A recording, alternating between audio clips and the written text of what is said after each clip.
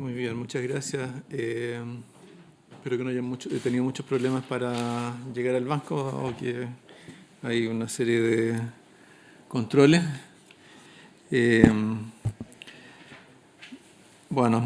Hoy hemos dado a conocer el informe de estabilidad financiera del segundo semestre de 2019. Dado que este informe se cerró el 21 de octubre, junto con el inicio de las protestas ciudadanas en el país, se adjuntó a este informe una minuta complementaria que analiza el actual escenario desde la perspectiva de la estabilidad financiera. Este cambio de escenario no es indiferente para nadie en Chile, tampoco lo es para el Banco Central. En nuestro caso, más allá de las visiones que cada uno tenga como ciudadano, es nuestra responsabilidad ponderar sus eventuales impactos económicos, particularmente en el ámbito de los dos mandatos del banco. Esto es el control de la inflación y la promoción de la estabilidad financiera. El IEF se inscribe en el segundo de estos mandatos.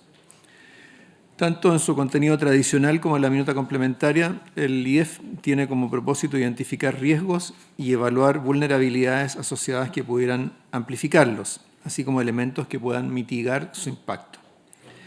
De esta forma, el IEF no se ocupa de proyectar el escenario más probable, sino de cuantificar las implicancias de los eventos que se ubican en los extremos de la distribución. En otras palabras, el propósito del IEF no es predecir, sino advertir. El informe se articula en torno a 4 ejes principales.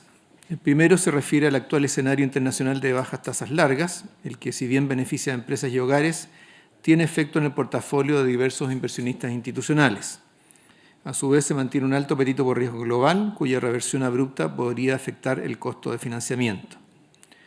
En otras palabras, la situación externa sigue siendo compleja, aun cuando en términos de costo de la deuda y tasas de interés estas sean relativamente favorables, hay elementos de incertidumbre y dinámica en los mercados internacionales que han creado nuevos riesgos o han mantenido o profundizado algunos de los existentes. El segundo eje se relaciona con los mercados locales. Los acontecimientos iniciados a mediados del mes pasado han tenido efectos acotados hasta ahora. La evolución del impacto sobre la actividad y las expectativas dependerá del desarrollo futuro de los sucesos en curso. En tercer lugar, por el lado de los oferentes de crédito, se mantiene una menor holgura de capital de la banca y un alto crecimiento de oferentes de crédito no bancario. En cuarto lugar, la situación financiera de usuarios de crédito no muestra cambios importantes respecto al informe anterior. Los test de estrés que desarrolla el banco y que se incluyen en el IEF indican que factores reales tendrían mayor impacto que shocks de tasa de interés o de tipo de cambio. De este modo, las protestas iniciadas a mediados de octubre podrían afectar la capacidad de pago de algunas firmas y hogares dado su impacto negativo sobre las ventas. Destacan los avances en la implementación de la nueva Ley General de Bancos, con la consulta pública de las primeras normas por parte de la CMF. En cuanto a la agenda regulatoria del Banco Central, se ha avanzado de acuerdo a lo planificado. Me refiero ahora a la minuta complementaria que acompaña al IEF. Esta minuta fue elaborada a la luz de los sucesos ocurridos en el país desde la tercera semana de octubre. Esta minuta se inscribe dentro del objetivo del IEF de identificar potenciales riesgos para la estabilidad financiera del país, entendiendo estos como riesgos que no se circunscriben a una industria en particular, en este caso en particular la industria financiera, sino que puedan afectar transversalmente a la economía. Este documento indica que la experiencia internacional sugiere 5 canales a través de los cuales este tipo de situaciones puede transmitirse al sistema financiero. Primero, a través de volatilidad de precios claves. Segundo, respecto de impacto sobre la actividad y el empleo. Tercero, el impacto sobre sectores vulnerables y la posibilidad de disrupción de pagos o créditos. Cuarto, la destrucción de capital físico y con esto de los colaterales que sirven para solventar el crédito. Y quinto, cambio en las percepciones de riesgo que afecten al consumo, a la inversión y también a las propias decisiones financieras. En cuanto al sector financiero, desde el inicio de las protestas, este ha debido ajustarse a las circunstancias para seguir operando. El sistema de pagos interbancario a cargo del Banco Central, es decir, el conocido LBTR, ha ajustado sus horarios producto de la contingencia, permitiendo la realización de transacciones sin inconvenientes. Por su parte, la Comisión para el Mercado Financiero ha informado que el sistema financiero bajo su supervisión ha mantenido continuidad operacional. En relación a los sistemas de pago minoristas, estos han sido parcialmente afectados por la destrucción de sucursales y cajeros automáticos. Sin embargo, los bancos han adoptado medidas para reabrir oficinas y mantener en operaciones la red disponible. Asimismo, los medios electrónicos han funcionado con normalidad, tanto los correspondientes a sitios electrónicos de las instituciones como los de pagos con tarjetas de crédito. Los mercados financieros reaccionaron a los acontecimientos reflejando una mayor incertidumbre y la posibilidad de que estos tuvieran efectos sobre la economía. Entre el 17 y el 30 de octubre, el costo de financiamiento en pesos, medido como la tasa de depósito a plazo a 30 días, se redujo a 2,03%, influido por el recorte de la tasa política monetaria en la reunión de octubre. Y las tasas soberanas de largo plazo presentaron un aumento de 52 puntos base en un escenario donde los afiliados habían estado migrando desde el fondo E, que es más intensivo en renta fija local, hacia el fondo A, que es más intensivo en renta variable extranjera durante los días previos. Por otro lado, el peso chileno tuvo una depreciación de 3,8%, mientras que el IPSA presentó una caída de 7,4%. Firmas relacionadas con los sectores de retail, energía y construcción vieron su capitalización bursátil en dólares disminuida sobre un 15%. Los ejercicios de tensión realizados en el IEF, aunque calibrados para eventos de distinto origen, sugieren que las turbulencias políticas y sociales internas podrían llegar a tener un impacto más importante sobre la estabilidad financiera en la medida que sus efectos negativos sobre la actividad y el empleo sean más persistentes. Una mayor volatilidad del tipo de cambio y de las tasas de interés, en cambio, tendría un impacto más acotado dada la menor exposición de los agentes económicos a este tipo de riesgos. Finalmente, la minuta destaca la necesidad de monitorear con mayor profundidad el comportamiento de las cadenas de proveedores de las industrias más afectadas por la destrucción de infraestructura y caída de ventas. Asimismo, será importante evaluar en qué medida un aumento de la incertidumbre puede afectar las decisiones de consumo de inversión.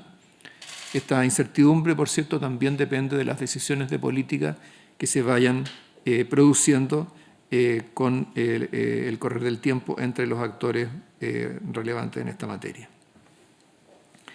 Los sucesos recientes representan desafíos para el Banco Central y, por lo tanto, serán incorporadas nuevas prioridades en la agenda futura. Si bien las actuales herramientas de monitoreo de estabilidad financiera permiten identificar potenciales vulnerabilidades y evaluar el impacto de escenarios de tensión, como acabamos de ver, se deberá poner especial atención en los desarrollos futuros y su impacto en la actividad y en el empleo. Un primer paso en esta dirección se verá reflejado en el próximo informe de política monetaria, que, como sabemos, se dará a conocer el 9 de diciembre.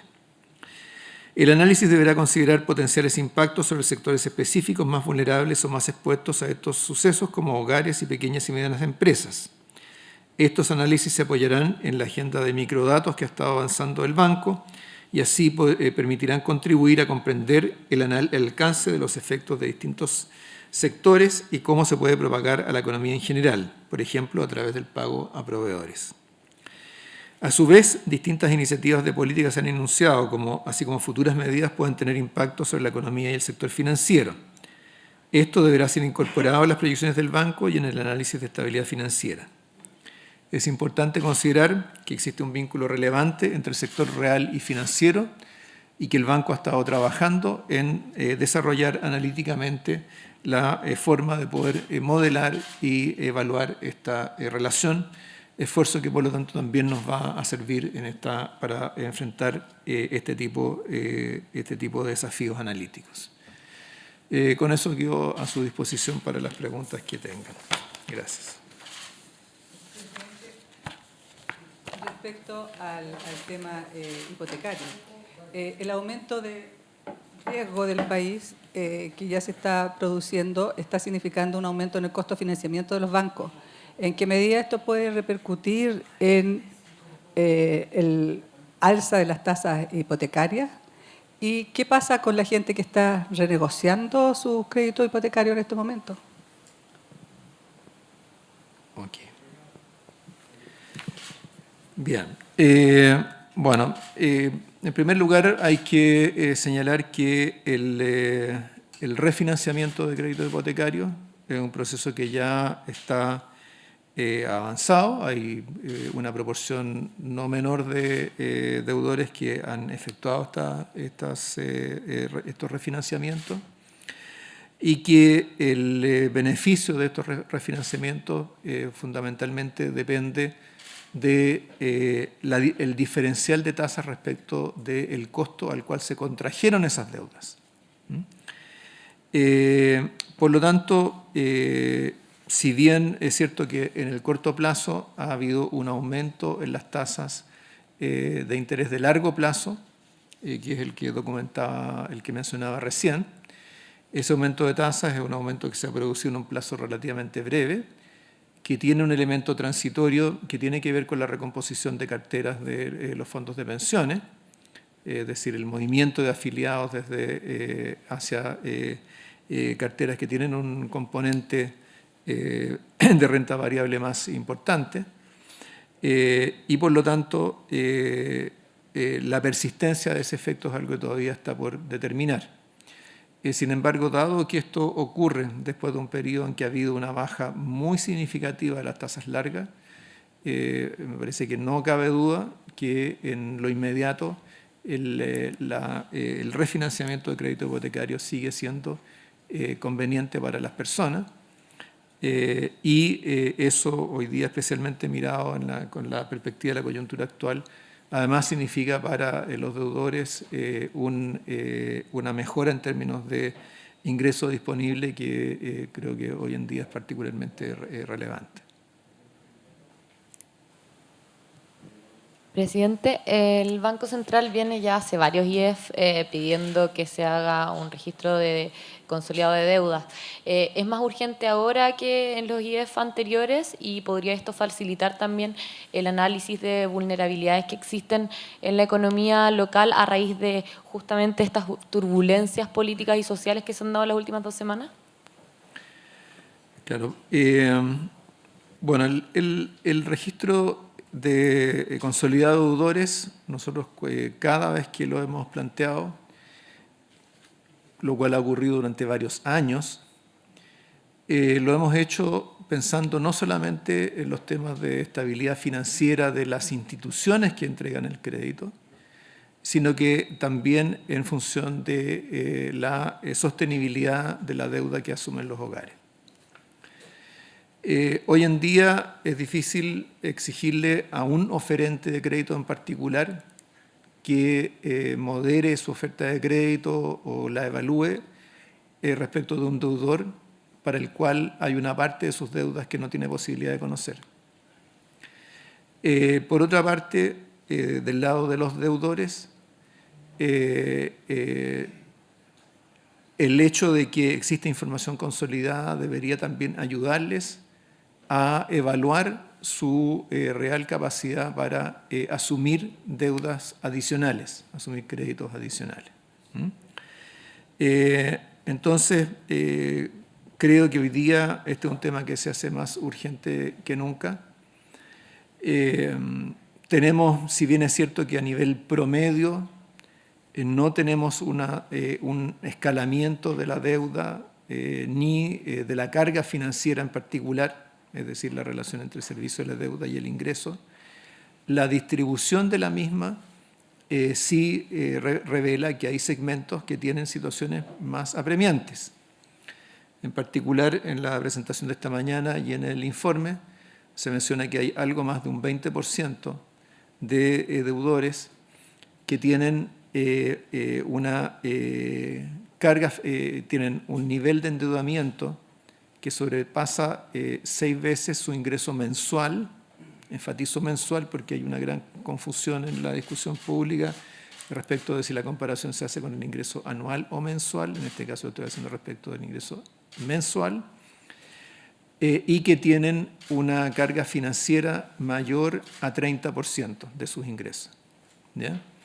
Entonces, si bien esa es una proporción que no ha aumentado, el hecho de que exista esa fracción de 20% de deudores que están en esa situación significa que hay un 20% de deudores que tienen una situación financiera particularmente compleja.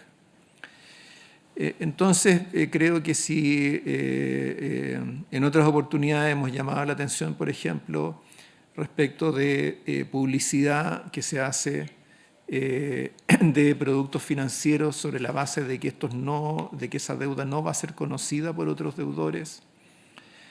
Si hay gente que considera que es una buena cosa poder esconder sus deudas, la verdad es que la realidad del hogar, la realidad de la capacidad para poder hacerse cargo de una carga financiera mayor es un problema real que el legislador, las instituciones reguladoras, las autoridades tienen de la cual tienen que hacerse eco. Es decir, nosotros, aunque nosotros no tenemos ni capacidad legisladora ni somos los reguladores específicos de los bancos, pero tenemos que hacernos cargo de que el que existan mecanismos a través de los cuales las personas se sobreendeuden no ayudan ni a las personas ni ayudan a los acreedores.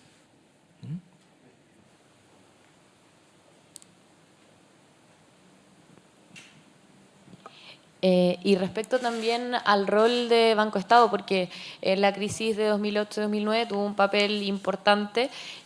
Hoy vemos que, claro, se acerca la ley de bancos, necesita capitalización del Estado. ¿Podría Banco Estado cumplir un rol similar, tal cual está hoy, con sus niveles de liquidez en el fondo y capitalización, al que cumplió en la crisis subprime, o necesita con mayor urgencia ahora una capitalización del Estado? Ok, bueno, tres cosas respecto a eso. En primer lugar, por supuesto, es difícil comparar la situación actual con la de la crisis subprime, entonces, pero no es necesario, ¿cierto?, tener un escenario de esa magnitud para no preocuparse sobre el comportamiento de los distintos oferentes de crédito. La evaluación que hizo este panel externo sobre el desempeño del Banco Central en materia de política monetaria y política financiera, mencionó este punto. Nuestra respuesta a ese punto fue que no estaba en nuestra mano resolver sobre la capitalización de Banco Estado y el rol que éste pueda jugar en determinadas coyunturas. Pero lo que sí sabemos es que Banco Estado es el banco que tiene la mayor brecha de capital respecto de las exigencias de la nueva Ley General de Bancos, y que mientras tenga una brecha de esas magnitudes va a estar mucho más limitado para poder actuar en momentos en que haya algún grado de restricción en la oferta de crédito, en la liquidez, etcétera, que fue el fenómeno, independientemente de la escala, que se observó en esa crisis anterior.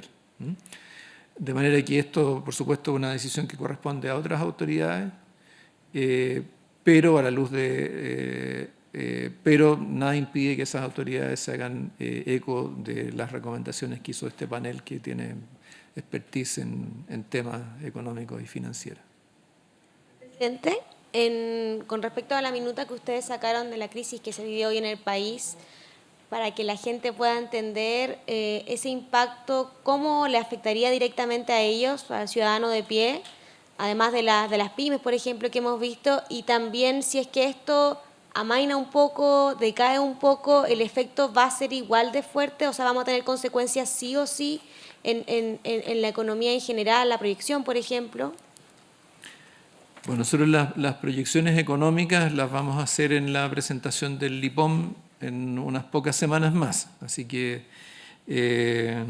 y eso más que diferir algo, significa darnos el tiempo para reunir la información suficiente para hacer una proyección responsable. Lo que a esta altura es innegable es que en términos de actividad, en octubre, por supuesto que hubo un deterioro importante durante la segunda mitad del mes.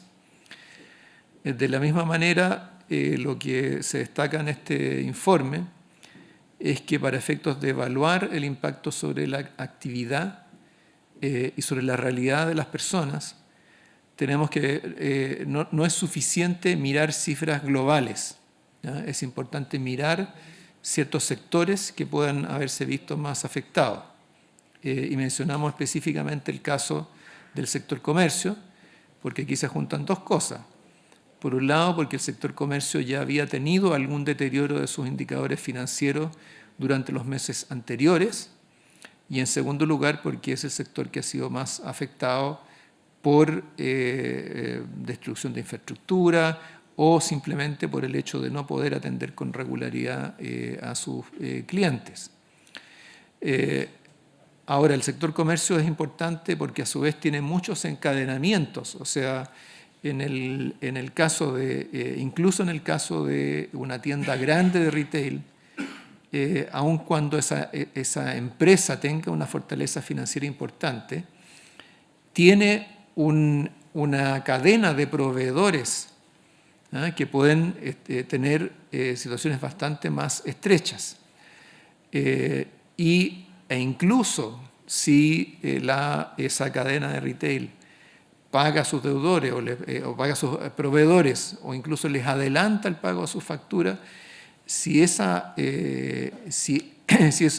la larga va a tener una disminución en la actividad, eso también va a influir sobre sus proveedores. Entonces, yo creo que una lección que uno puede extraer de esta coyuntura es que uno no tiene que mirar solo los promedios, sino que tiene que mirar también las distribuciones, tiene que preocuparse de los sectores más vulnerables, ya sea en el ámbito empresarial como en el ámbito de las personas. No sé si esa es la respuesta para el ciudadano común y corriente, pero creo que ayuda a entender cómo queremos trabajar hacia adelante. Presidente, hola. Volviendo al tema del endeudamiento de los chilenos, hoy se habla mucho de que uno de los detonantes de este malestar social que estamos viendo. En ese sentido, preguntarle cuál es el análisis que se hace desde el banco respecto a por qué los chilenos están tan endeudados. Una encuesta de la Universidad de San Sebastián dice que 1 de cada 3 chilenos mayores de 18 años es moroso. En ese sentido, está explicado por un tema de estas ofertas de créditos que usted hablaba, es por un tema de educación financiera. ¿Cuál es la explicación al final? Sí, a ver, en primer lugar, atribuir la situación social y política a un factor individual hoy día es extremadamente aventurado. Hoy día, ¿cierto?, se plantean muchas demandas, muchas críticas, y por lo tanto ubicar un tema dentro de ese universo es mucho más difícil. Lo que uno puede hacer es entregar antecedentes que sirvan para entender cómo ha evolucionado la situación de endeudamiento en Chile. Eso lo ha estado documentando el banco continuamente durante los últimos años. Y hace no mucho tiempo atrás dimos a conocer la encuesta financiera de hogares, que permite dar información mucho más detallada, granular y comprensiva de la situación de endeudamiento de las personas. Entonces, ¿qué es lo que mostró esa encuesta? Esa encuesta mostró que entre el 2014 y el 2017, si bien el número de hogares con deuda disminuyó, para aquellos que tienen deuda, su situación de endeudamiento se intensificó, porque aumentó su relación de deuda a ingreso y porque aumentó también la carga financiera del servicio de esa deuda respecto de los ingresos de la familia. Ahora, esa es una encuesta del 2017, por supuesto han pasado 2 años desde entonces. Lo que hemos visto de ahí en adelante es que los créditos de consumo de parte del sector bancario han crecido a un ritmo no muy distinto del crecimiento de la actividad, pero el crédito de los oferentes no bancarios ha tenido un crecimiento mucho más significativo. Entonces, eso, por supuesto, puede tener una dimensión positiva de que se cubren necesidades de crédito de las personas en ciertas áreas, pero tiene también la dimensión más compleja, que es el hecho de que al no existir información consolidada de deudores entre lo que deben a bancos y lo que deben a oferentes de crédito no bancario, entonces ni las personas pueden tener necesariamente no les ayuda a las personas a tener una visión de conjunto de su deuda, ni les ayuda a los deudores a evaluar la capacidad de pago del deudor cuando le ofrecen un crédito. Ahora, por supuesto, si vamos más al fondo, podemos decir, por supuesto, también en la evolución de este tema del endeudamiento también hay un tema de ingresos, ¿cierto? Por ejemplo, de hecho, nosotros lo que hacemos es comparar los niveles de deuda con los ingresos de los hogares, comparamos el servicio de la deuda con los ingresos de los hogares y, por lo tanto, puede ser que tanto la deuda sea alta como que los ingresos sean bajos. Entonces, hay situaciones en las cuales hay ingresos que son bajos o que se deterioran, de que dificultan, por lo tanto, el pago de las deudas, y hay casos en que se ha producido un exceso de endeudamiento por otros motivos. Ahora, junto con constatar esos datos a nivel agregado, podemos compararlo en dos dimensiones. En primer lugar, una comparación internacional. Entonces, la comparación internacional, si bien en términos de volumen de deuda en relación al PIB, deuda de hogar en relación al PIB, pareciera estar en línea con nuestro nivel de desarrollo, la relación de carga de deuda pareciera estar en línea con nuestro nivel de desarrollo, la proporción de hogares endeudados, particularmente en créditos de consumo, es mayor a lo que se observa en otros países. Entonces, eso nos indica la comparación internacional. Y en términos de la distribución, aun cuando tenemos una situación de cifras promedio de carga financiera del orden del 25%, por otro lado, vemos que cuando separamos por estratos de ingreso, lo que vemos es que esa carga financiera es menor para hogares de mayor ingreso, a pesar de que tienen mayor nivel de endeudamiento, porque su endeudamiento corresponde fundamentalmente a crédito hipotecario, que es más barato. En cambio, para los hogares de menores ingresos, la carga financiera es más alta, porque hay una mayor proporción de crédito de consumo y hay una mayor proporción de crédito con oferentes de crédito no bancario que son más caros. Entonces, eso forma parte de, entonces, en términos es posible que a nivel agregado tengamos una situación relativa, que pareciera ser relativamente manejable, pero en la distribución podemos tener segmentos de hogares que tienen problemas mucho más significativos para servir sus deudas. Una pregunta amplia, pero entonces, ¿cómo se aborda ese problema?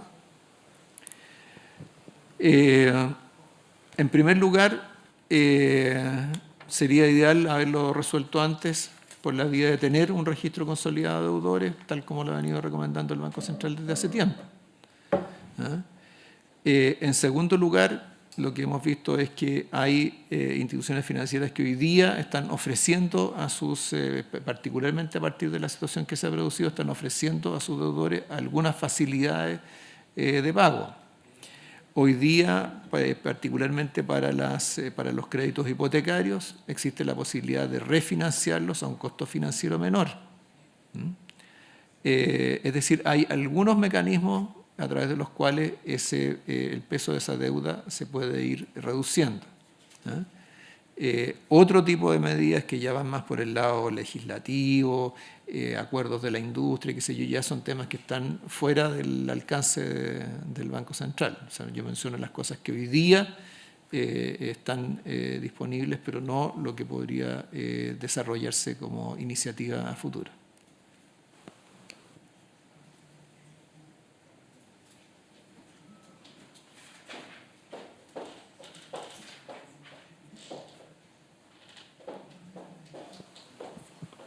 Presidente, y también considerando el endeudamiento de los hogares, un tema que ha sido muy discutido en muchos IEF es el tema de la compra de viviendas. Y en ese sentido también se hablaba de que muchos compraban viviendas como a modo de inversión.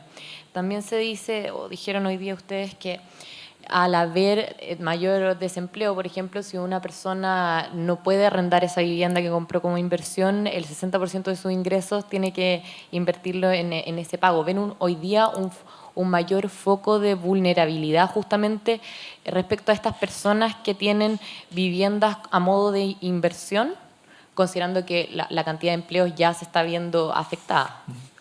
Si quiere contestar esa pregunta. Sí, bueno, este es un tema que hemos abordado en distintos informes de estabilidad financiera, donde en este informe en particular destacamos es que no ha continuado el crecimiento de la deuda de aquellos hogares que están invirtiendo para arrendar. Por lo tanto, en ese sentido, si bien es algo que hemos estado levantando hace tiempo y que venía creciendo, se está estabilizando. Y por otro lado, también hemos destacado que es un tema nuevo en el caso de Chile.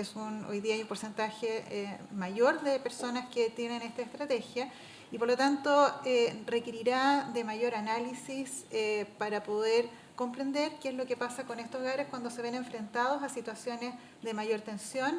Por ejemplo, cuando tenemos temas de actividad, empleo y por lo tanto mayor vacancia en los arriendos.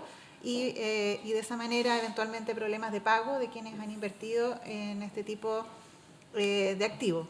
Por otra parte, también habrá que ver cómo se comportan justamente frente a distintos escenarios en los cuales se requiere de la venta de estas propiedades para tener mayor liquidez en ese hogar y por lo tanto frente a un escenario adverso, eventualmente la venta de viviendas podría ser más acentuada en aquellos hogares que han invertido en estas propiedades más que en quienes tienen una propiedad para vivir en ella.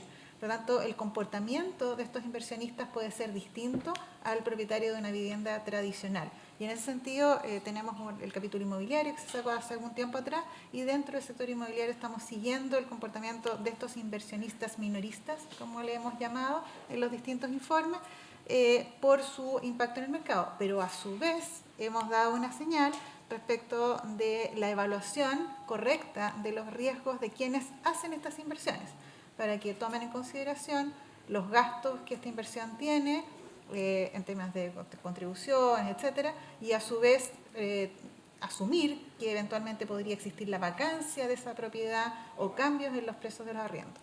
Por el momento vemos que los precios continúan creciendo, los valores de los arriendos también. No hay un riesgo inminente en el sector, pero es un fenómeno nuevo y que justamente dada la contingencia actual y la evolución de la economía en general, eventualmente este podría ser uno de los sectores afectados y habrá que monitorear.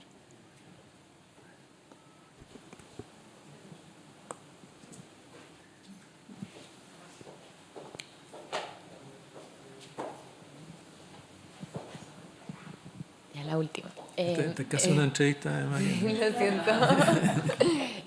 Sobre el efecto de la vulnerabilidad que ven ustedes en compañías de seguros debido a las bajas tasas. ¿Es suficiente un proyecto de supervisión basada en riesgo o es necesario tomar otras medidas al respecto? ¿Y qué tan pronto debería ser aprobado un proyecto de este tipo para poder paliar en el fondo esta vulnerabilidad?